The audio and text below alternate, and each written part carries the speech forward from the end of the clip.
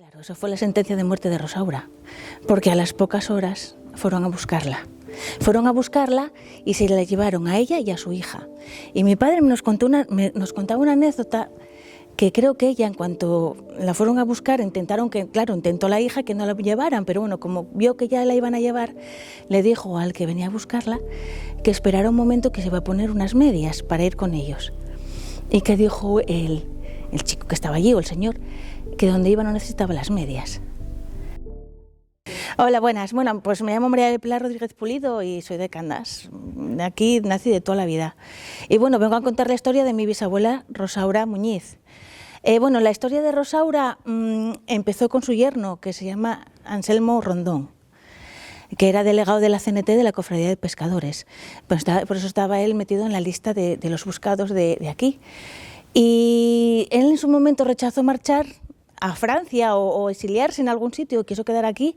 Yo creo que es que él no sabía el alcance que iba a tener todo esto, porque como él no había estado en el frente, yo creo que él pensó que a lo mejor con ir a la cárcel ya le iba a venir, iba a ser lo que le iba a pasar.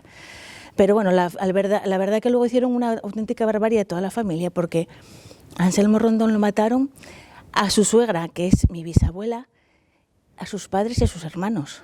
Hicieron una auténtica barbarie con ese hombre y con la familia. Bueno, yo tengo entendido que él estaba escondido en casa de los padres, en la Guardilla.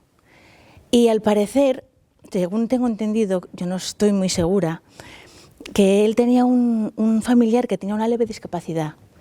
Entonces la mandaron ir a buscar vino para él, para Anselmo. Y ella fue a comprarlo y el de la tienda le preguntó que para quién era ese vino. Y ella, con la inocencia que tenía, le dijo que era para Anselmín. Entonces a ella ya empezó todo, porque el mismo tendero lo delató, lo fueron a buscar y él, en cuanto oyó todo el jaleo, que ya sabían que venía por él, salió por la Guardilla. Y creo que, bueno, intentó escapar por los tejados, pero al final, bueno, había tiroteos, llevaban escopetas, llevaban pistolas, llevaban un montón de cosas, entonces empezaron a disparar y en el mismo fuego amigo mataron a uno de ellos. Y bueno, al final a Anselmo le dispararon, lo cogieron, le fueron pegando, torturando, bueno, le hicieron mil perrerías. Y claro, la cosa es que Rosaura, cuando oyó el bullicio, porque a Anselmo lo llevaban por la calle hacia la Baragaña, ella al salir y ver que era el yerno, empezó a gritarles y les dijo que era inocente, que lo dejaran en paz, les increpó. Y claro, eso fue la sentencia de muerte de Rosaura, porque a las pocas horas fueron a buscarla. Fueron a buscarla y se la llevaron a ella y a su hija.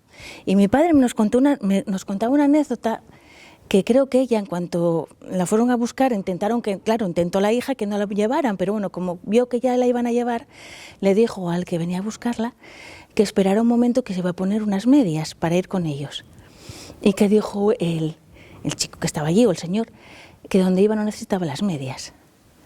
Entonces, bueno, nada, la llevaron a ella, a la hija, y las llevaron, bueno, a casa Genarín, donde es hoy el ayuntamiento antiguo, donde es hoy el ayuntamiento, perdona, que lo llamaban la Casa del Terror antiguamente, porque ahí había pues vejaciones, torturas, violaciones, ahí lo hacían todo. Es que se ensañaban con ellas, bueno, era exagerado. Les cortaban pechos, les rapaban el pelo, les hacían auténticas barbaridades. Y las llevaron allí y bueno, al final a Rosaura se la llevaron y la hija, que era Clementa, pudo escaparse detrás de ella y entonces en un despacho que había allí con un señor la escondió en un armario, no sé exactamente lo que era. Y al día siguiente una nuera de Rosaura fue allí a preguntar por ellas y la encontró por los pasillos a Clementa. Era su hija Clementa. Y entonces la llevaron para casa y todo. Mira, hay una cosa que yo recuerdo de pequeña.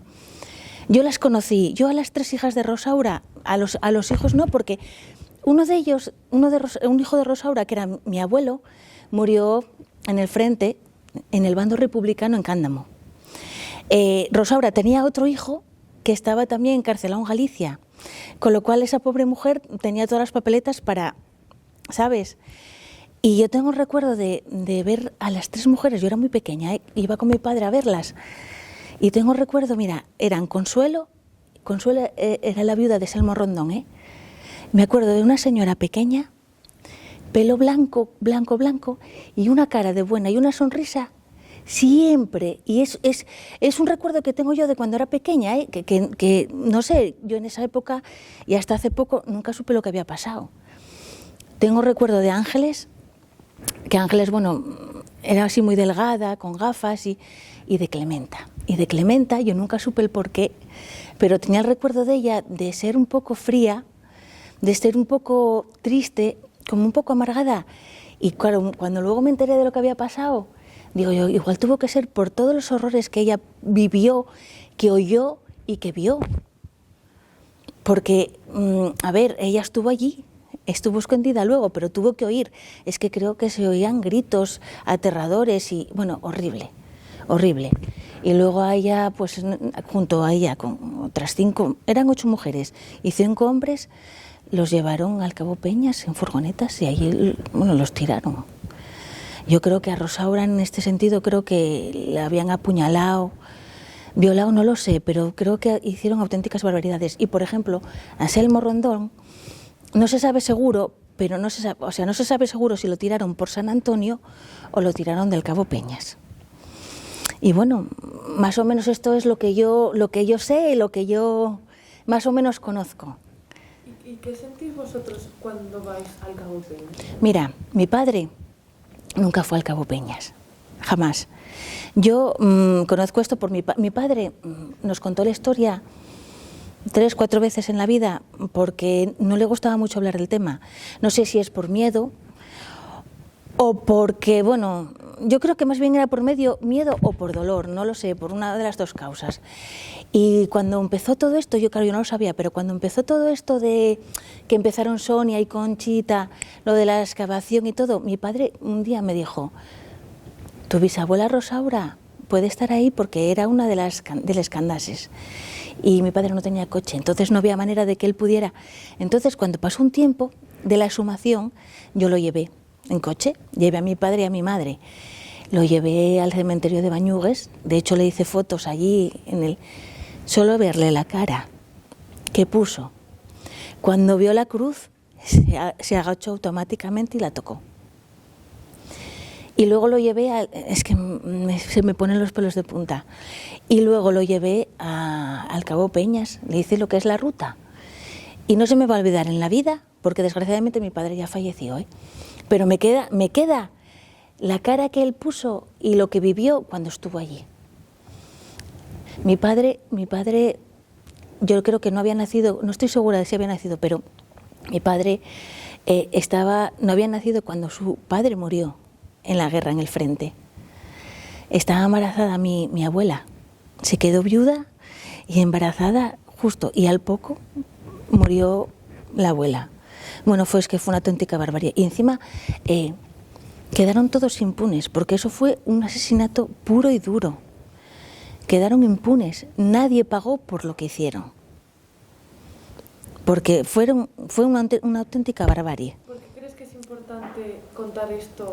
Mira, es muy importante. Yo tengo una hija de 19 años y es verdad que yo nunca tuve tampoco muchas inquietudes en este sentido porque mi padre no me las inculcó. Quiero decir, mi padre te lo contaba, pero no te lo decía con rencor ni odio. Te lo contaba como algo vivido por él. Con tristeza sí, porque él sí que tenía tristeza por lo que había pasado. Y por ejemplo, mi hija no lo sabía tampoco. A raíz de esto se lo conté. En la primera vez que echaron el documental, ella no pudo ir, al segundo sí, y quedó impactada. Yo creo que estas generaciones son las que deberían de conocer todo lo que pasó, que tenían que explicarles, en casa lo primero, desde luego, pero también en los colegios explicarles algo. Mira, una anécdota, mi padre, muchos años después de que hubiera pasado eso, estaba en un bar en La Calzada, en Gijón, y estando allí tomando algo se acercó un chico, un señor, y le dijo que ese hombre dice, mira, yo estuve presente cuando mataron a los Candases y a los hombres. Mi padre allí. Y le dijo él, se estaba como disculpando con mi padre, como que dijo él dijo que era como que estaban obligados a hacerlo, que si no igual tenían consecuencias, estaban como obligados, y se estaba disculpando con mi padre porque se debía sentir culpable. Mi padre automáticamente se levantó del bar y se marchó. Y no volvió más allí. Y esto nos lo contó a todos, nos lo contó, y también se lo contó a algún primo, yo creo. Y nos lo contó, y la verdad que luego te quedas pensando y dices, teníamos que haber ido a hablar con él. Y que nos hubiera contado y nos hubiera dicho qué pasó allí, sabrá ciencia cierta lo que hubiera pasado. Pero fue tanto la rabia a lo mejor que sintió y el dolor que se levantó de allí y dijo que no había vuelto nunca más a ese bar. Bueno, es que la verdad que te pones a pensarlo porque lo típico. Yo cuando empecé a ver todo esto que había pasado, pues te entran inquietudes que antes no tenías. Quieres saber cosas que antes no te llamaban, o sea, ni querías saber. Te enteras de cosas y te revuelven los sentimientos. Saber lo que era mi bisabuela, saber lo que le hicieron, cómo la torturaron, simplemente por salir a la ventana a defender al yerno, por tener unas ideas políticas distintas a los demás, a los que no ganaron. Es que te pones a pensarlo y es horrible. Horrible. Y luego ahora no saber dónde están esas mujeres enterradas para no sé, darles un entierro digno, saber dónde están y que descansen. La cosa que yo creo que todo esto que llevo del Escandases, hubo gente, yo en carnes no lo viví, pero sí yo tengo familiares que notaron cambios de actitudes de la gente, sí. Gente que a lo mejor la saludaba y hablaba con ella de muy buenas formas y agradables, al saber que eran familiares del Escandases, como que saludaran así como lejos, como distantes. Sí, es un familiar que yo tengo que me lo comentó. Yo la verdad que no noté nada, porque tampoco sé, la mitad de los familiares no sé quiénes fueron de nombres, pero no sé quiénes son los familiares, ni quiénes son los descendientes, nada. Entonces sí, claro, yo no tengo problema, pero sí que hay gente que sabe. ¿Por qué crees que cambian esas actitudes? Pues porque yo creo, mira, los descendientes de los que hicieron todo esto no tienen la culpa de nada, claramente. Pero no sé si es porque tienen las mismas ideas que a lo mejor tenían sus antepasados o porque a lo mejor les da vergüenza.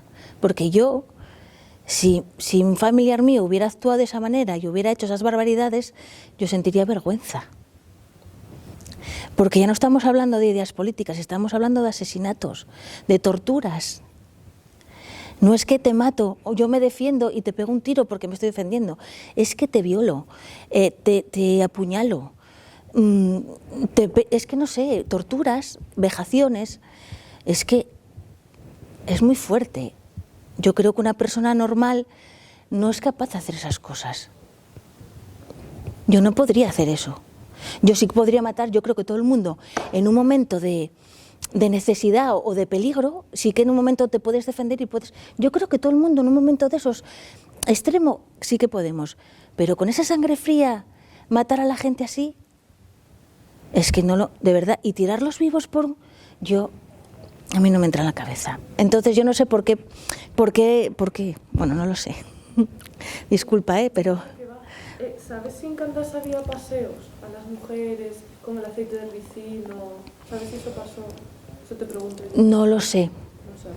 No lo sé, pero sí que es verdad que nos contaban que a la gente, a las mujeres sobre todo, las rapaban el pelo y las obligaban, bueno, andaban por la calle con el pelo rapado y por ejemplo con Selmo Rondón, cuando llegaron a la Baragaña, pues allí creo que estaban diciéndole, quemarlo vivo, rojo de mierda.